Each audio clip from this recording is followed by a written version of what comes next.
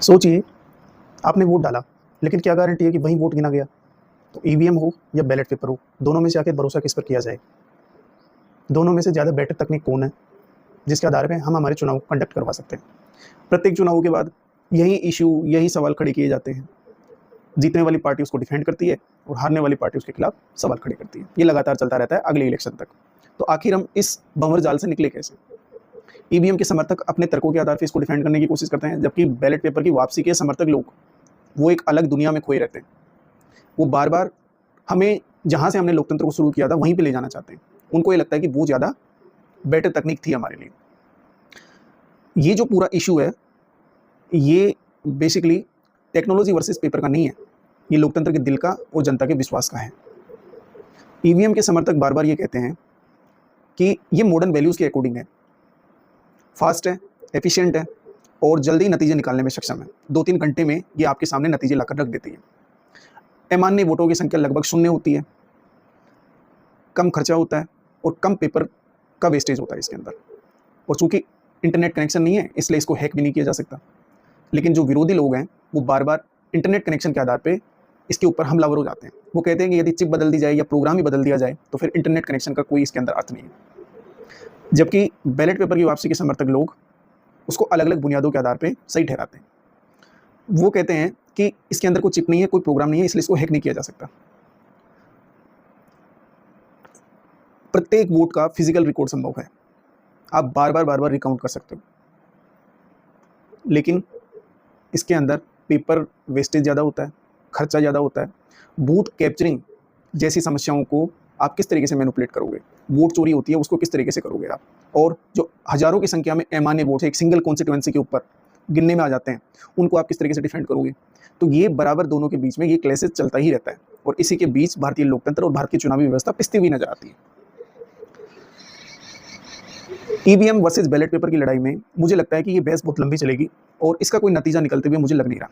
मुझे लगता है कि इसका एक ही सॉल्यूशन है, यदि इंसान ईमानदार नहीं है, सभ्य नहीं है, नैतिक नहीं है, तो ऐसी कोई भी आप तकनीक नहीं बना सकते या कोई भी मशीन नहीं बना सकते जो एक पारदर्शी, free and fair elections conduct करवा सके।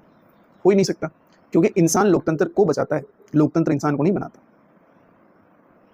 लोकतंत्र की जो पिलर्स हैं जिसके अंदर आप मीडिया के बारे में डिस्कस करोगे या फिर इलेक्शन कमीशन के बारे में डिस्कस करोगे या फिर आपकी जो भी गवर्निंग बॉडीज़ हैं उनके बारे में डिस्कस करोगे, तो वो सारे free and fair electoral system के ऊपर बेस्ड होते हैं। जब तक आपके इलेक्शंस फेयर नहीं होंगे, तब तक मुझे नहीं लगता कि किसी प्रकार की कोई ऑथेंटिक गवर्नमेंट बन सकती है और जो जनता के हितों के लिए काम करेगी। तो पहला हमारा प्रयास ये होना चाहिए, इन दोनों की इस बहस में उलझने के बजाय, कि हमें पॉलिटिकल अवेयरनेस जनता तक पहुँचाई जानी चाहिए और हमें ये प्रयास करना चाहिए कि व्यक्तियों के बीच किस तरीके से मॉरल सेंटिमेंट्स डेवलप किए जा सकते हैं, भारतीय लोकतंत्र के मूल्यों के बारे में अवगत करवाया जा सकता है।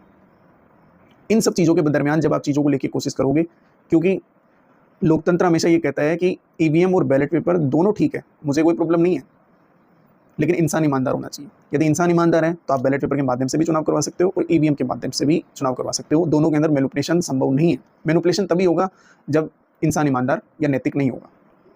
तो हम क्यों ना उस लोकतंत्र की बुनियाद के ऊपर हमला करें, बजाय इन मशीन्स के ऊपर, क्योंकि मशीन मुझे लगता है कि जब तक वैल्यूएबल कारगर नहीं है, जब तक कि लोगों की अंतरात्मा शुद्ध नहीं हो जाती।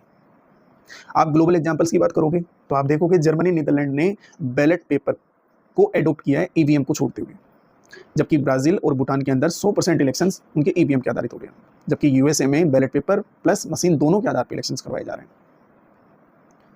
लेकिन जो सबसे बड़ा इशू है वो है पॉपुलेशन और वोटर्स की संख्या।